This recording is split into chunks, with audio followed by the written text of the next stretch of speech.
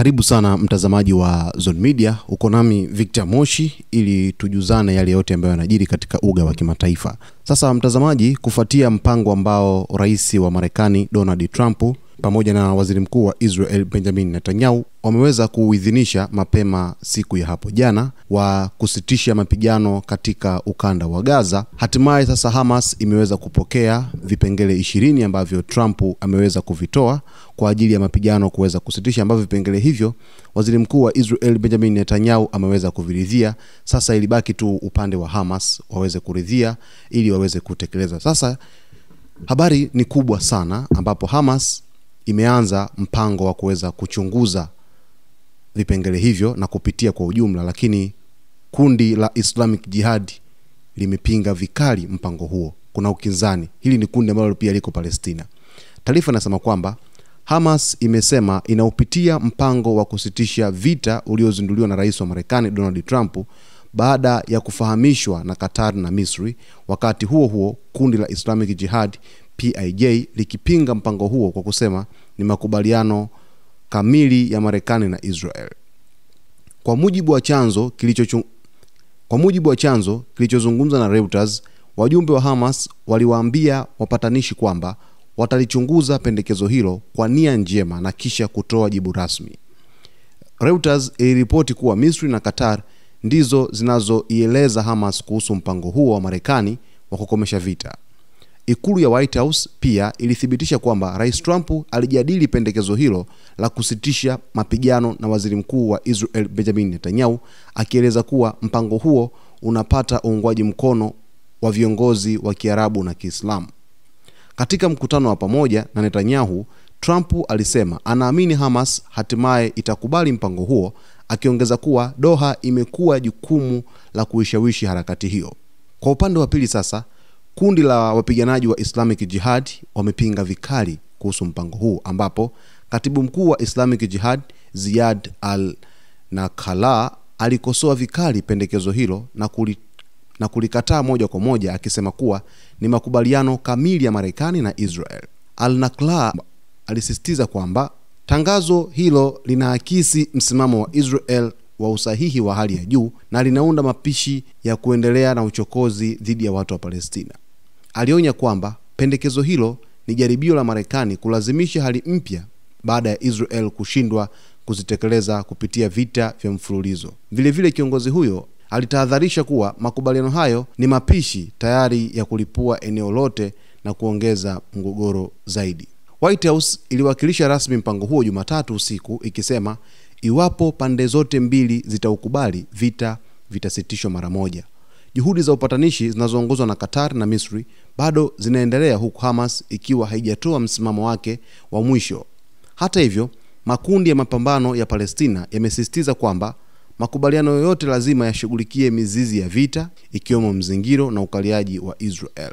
Mpango huu unaanza kuonyesha dalili kwamba huenda usifanikiwe, hata kama rais wa Marekani Donald Trump ameweza kuketi na waziri mkuu wa Israel Benjamin Netanyahu chini kuweza kutafuta suluhu ya watu wa Gaza.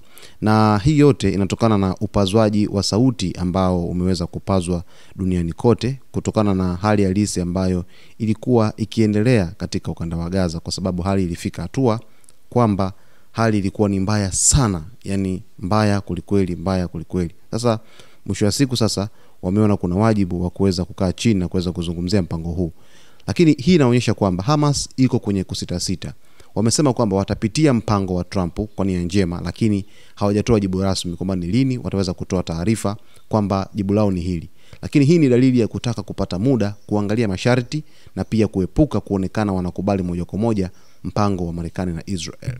Lakini kwenye upande wa Islamic Jihad PIJ, wao wanapinga vikali, ambapo kiongozi wao ambaye ni katibu mkuu Ziad al-Nakhala ameuona mpango huu kama makubaliano ya Marekani na Israel pekee na si makubaliano ambayo yatakwenda kuifeva Hamas katika ukanda huo wa Gaza. Lakini vile vile anasema unaleta muendelezo wa uchokozi na njia ya Marekani kulazimisha hali mpya baada ya Israel kushindwa kwa vita.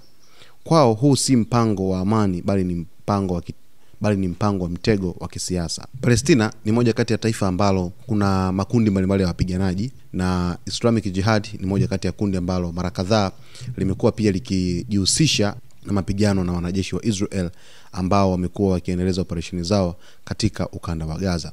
Sasa basi wao wamezungumza kwamba mpango huu kwao si mpango halali ambao utajumuisha Hamas, Marekani pamoja na Israel na wapatanishi, kwamba unalenga zaidi kuifavor Israel na si kuleta amani moja kwa moja. Hapa inaonyesha kuna mgawanyiko wa ndani ya upinzani wa Palestina, kwamba Hamas iko tayari kuusoma lakini Islamic Jihad wamekataa, na hii inaweza kuleta tofauti za kimkakati ndani ya makundi mapambano ya Palestina, kwa sababu Hamas imesema kwamba mpango huu imeweza kuupokea kutoka kwa wawakilishi ambao ni Qatar pamoja na Misri, na wao wapo kwenye uangalizi zaidi kwa ajili ya kuweza kuangalia ni kwa jinsi gani mpango huu utakwenda kuwa favored kwa upande wao. Sasa mwisho wa siku wanakuja kutoa taarifa kwamba sasa mpango huu hao Islamic Jihad hauwezi kukubaliwa kama hivi ambavyo wao wameweza kuupendekeza na kuuzungumza, kutokana na kile ambacho kinaonekana kwamba huenda ukawa favor zaidi Marekani, lakini pia Israel kwa upande mwingine, kwamba huenda ukawa ni mpango wa kuweza kuleta hali ya machafuko zaidi ya mgogoro wa kivita katika ukanda wa Gaza.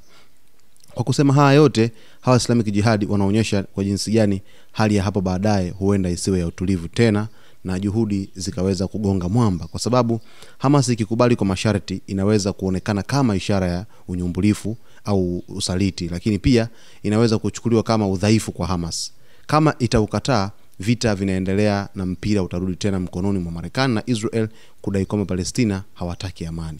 Yaani ikiwa watakataa mpango huu, Trump anaweza kuja hadharani na kusema kwamba sasa Palestina wao hawataki amani, wanataka vita, wanataka kuweza kuwatesa raia wao, na hapo Israel itatumia kama mwanya wa kuendeleza mashambulizi katika ukanda wote huo wa Gaza.